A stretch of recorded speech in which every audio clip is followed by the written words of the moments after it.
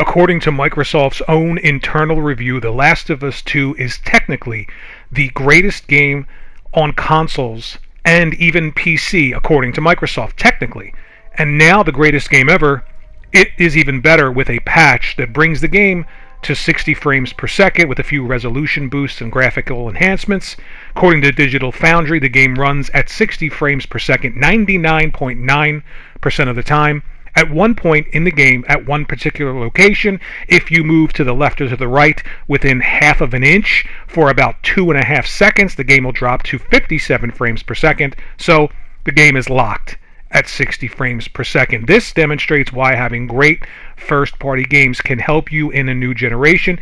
If backwards compatibility with old games on Xbox running at 60 or 120 frames per second is a selling point, then having industry-defining content that everyone in the industry agrees is the high watermark for the generation that you're in, that bodes incredibly well for Sony and PlayStation. That's what sells consoles. The Last of Us 2 is what sold PS4s, and The Last of Us 2 at 60 frames per second with graphical enhancements can do the same on the PlayStation 5. There's a reason why I'm showing you Uncharted Lost Legacy. This is what some people would call downloadable content. Now, the quality level here, again, is beyond anything that I've played on Xbox. The closest thing I can think of to this would be Tomb Raider, and it isn't even close in terms of animation, character models, set piece. It's just not close at all. Now, this isn't to say that Xbox will never be there, but I'm comparing the selling point that a lot of people talk about. They discount these big AAA Sony games and they talk about backwards compatibility and frame rate. Well, if you have what is technically the greatest game created on console and even PC, according to Microsoft, their internal review, this is what they believe. They're making games for Xbox, but they believe that The Last of Us 2 technically is superior to anything they've seen on console and even PC. That's their words. Then certainly a game like that, studios that create games like that, content like that, enhanced through backwards compatibility, are a selling point once again in a new generation with new hardware. Now, I myself thought The Last of Us 2 technically was one of the greatest games that I've ever seen. A 1.8 teraflop machine should not be able to produce visuals like that. And again, that's why you buy consoles. You want the console to be pushed beyond, theoretically, what you believe is even possible. You're wowed by it. You have to have it. So, for me, technically I thought it was a great game, but the story I really wasn't into. I thought some of it was just absolutely ridiculous. And ideologically, I thought there was a heavy push.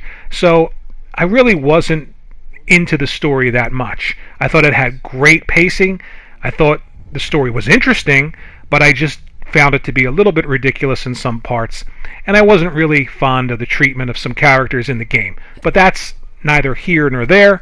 We're talking technically about this big AAA game, Sony AAA games in general, and we're looking at quote-unquote DLC, which still looks better to me than anything that I've played so far this generation. So, imagine what Sony First Party is going to do with the PlayStation 5 when they start developing for it. We've already seen it with Returnal and the load times. We've seen it with the SSD. We've seen it with the SSD, for instance, in the Ratchet & Clank demo and the Ratchet & Clank game that's coming out very soon. None of that could be done on previous generation. That's what people are waiting for when it comes to the Xbox. That's my opinion.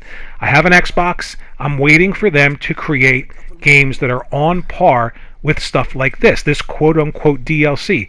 Show me character animation like this. Show me set pieces like this. Show me texture work and quality like this, and I am on board with it. Show me games like this that go into Game Pass day and date, and I'm on board with it. I'm still not sold on the fact that they're going to spend the amount of money to create games that look like this or The Last of Us 2 just to put them in a subscription service. I don't know. That's just my personal feeling, and I could be completely wrong, and I'm willing to be wrong.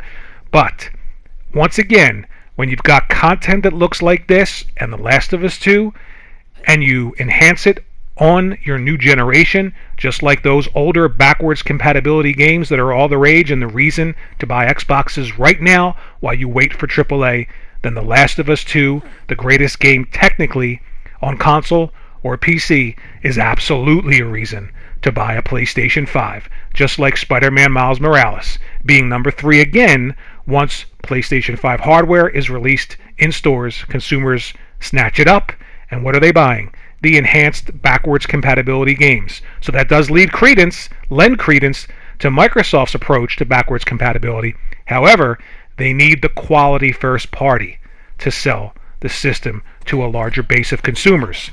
So that's my video. Let me know what you think in the comment section below. Am I wrong? Am I right? Like, subscribe, share out on your favorite social media platform of choice, and I will see you in the next video.